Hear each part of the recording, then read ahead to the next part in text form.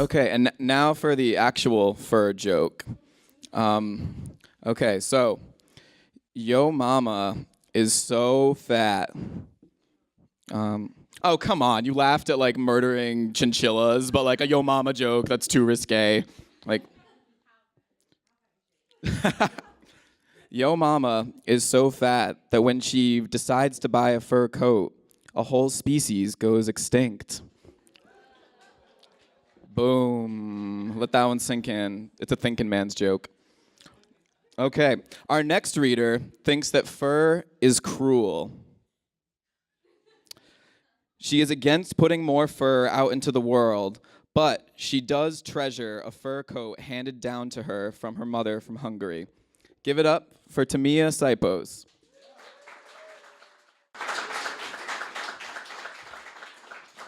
Thank you, Ryan, for giving me an excuse to dig this out of the closet and wear it. I spent the winter break in Budapest and then Norway, so I was cold a lot, and I wrote about that quite a bit. I also spent some time translating a few writers, one of which I'll read to you tonight. So half these poems, and yes, I'm reading poems. I never thought that this would happen, but we're here. Half of these poems are my own, and half are ones that I've translated from the Hungarian poet Márton Simon. This first one is his. Denial in Practice. This isn't a towel. It's my sweater you're wiping your face on, even though I'm wearing it. That's not exactly how it happened, but it's enough for a memory. This isn't beautiful. It's just rolling paper stained purple. I was cutting onions before I rolled this cigarette. Purple onions. This purple burning nothing. This isn't my brain. It's instant coffee. This isn't going to be night. I'm just going to shut off the monitor. This isn't silence. I'm just reading the spines of the books tossed on the shelves while lying down. This isn't you not actually being here, but let's just say you went in first because the bath was almost ready, and I said I'd be there in a minute, but first I'm going to listen to this song while I get undressed. Some song. Let's say these are the lyrics. Well, not exactly, but that's enough for a poem. This isn't music. It's just something I say to myself while getting undressed so quietly that it looks like my purple lips are shaking from swimming too long. This isn't a poem. This is something the wind blew over from the building across the street. Are they tearing it down or just building it? A 7-story long, green, plastic safety net I've gotten myself tangled up in. These are the things I say while thinking about your spine, your naked back, and something like an unfinished sentence, an unfulfilled promise that'll always be between us. And then about how if it's a safety net, then why doesn't it keep me safe? And then this is one of my own. Winter, 2 a.m., Budapest. Sky looks like it's dawning, but it's only 2 a.m., so I know it's just the lights of the city reflecting off the blanket of clouds. It's fucking frigid. I wiggle and flex my fingers, trying to push the warmth in my chest down to them. Without Wi-Fi, I have to trust that my memory, coated with 4 glasses of wine, will guide me home. I try to untangle my headphones, an arduous task with these gloves, surrounded by buildings that all wear the same tired face of decay. I'm fucking cold, and I'm afraid, not so much of walking at night with headphones in, but of not finding my way home, freezing on this winter sidewalk. Forget the blood that runs through these veins, where it comes from. What's more important is where it's been, and the desert's thinned it out. I wish your letters were enough to wrap around me. Absorb through my skin, the next word I'd speak into the fog would be yours. This is another one of Márton's. It's called Empty Tastes. I'm eating powdered milk and thinking about my mother. It's a quiet weekend morning. You're still sleeping. I'm walking around. On the other side of the window, there's a white wall. From here, it looks like fog. I'm planning on making scrambled eggs. I'm good at that. I look for my lighter, cigarettes. I'm eating powdered milk. I like powdered milk. Would it taste better if I used olive oil? It doesn't matter.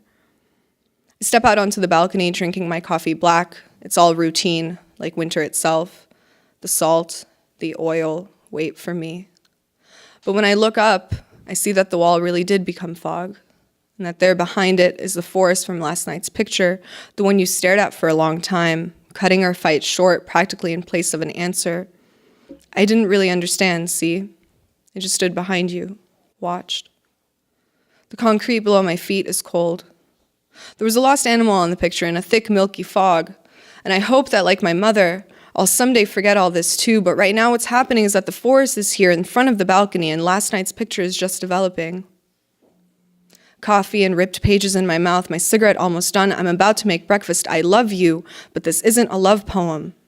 This is fresh bread, onions, oil, eggs, order. I've dreamt this once before, but no, I don't remember what happens from here. Somebody whispers in your ear that there's a problem. This is winter, the season of empty tastes, of fog, to be more precise, of where's my heart? It's cold in Norway, y'all. It's really cold. I've never seen or felt or even heard about cold like this, so this is about that. Rjukan, virgin snow, piled higher than the houses themselves. The signs tell you to proceed down the mountain at your own risk. No one smokes here but the old people, and me. The branches have frozen 1,000 times over. Forget blanket of snow. This is a straitjacket of frost. 8:50 a.m., and if you told me it's midnight, I believe you without question. The drive is merely a series of tunnels punctuated by gray pines. We're in a village wedged between two mountains where the people do not feel the sun on their faces half of the year. On the mountaintops, they have mounted mirrors to bring some light into the village. But mirrors don't reflect a damn thing when there's nothing to reflect. This is the last one of Marton's I'm going to read. It's called And One More Morning. I don't really need to talk about the rest of it, or maybe I just don't know how, and most of it still stands, but it may be worthwhile to talk about the looming winter light of that morning. Remembering a hallway, which wasn't important to write down anyway, like a phone number, or explain in detail like a manual for a locker or a pregnancy test, how on that nondescript Saturday morning, walking to the courtyard in that long blue-gray light, tired and hungover, I ran my hand across the tiles on the wall, and they were cold, and that reminded me of you.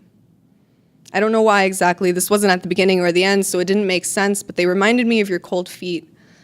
I used to press them up against my stomach at night before I sleep, even though by then we weren't sleeping in the same bed anymore. I was thinking about how there was probably something else on your mind right then. You're sitting, eating. Maybe you haven't even woken up yet, or whatever it is you're doing, you're not thinking of me. And it wouldn't hurt to know, I thought, my stomach shaking violently, that later, when you're sleeping alone next to someone else, and I'll be free, like a phone number that was written down wrong or a manual for a missing device, that basically it would be good to know that you'll sometimes suffer without me and that everything will. It was winter, and I wanted everything that was cold to remind you of me. I was dizzy, I missed you, and by the time I made it to the courtyard, I was thinking about how this whole thing, me, the trees, this garden, this Saturday, everything probably doesn't exist, never did, never will, that this is just you imagining me. That's what I thought about, and it was good.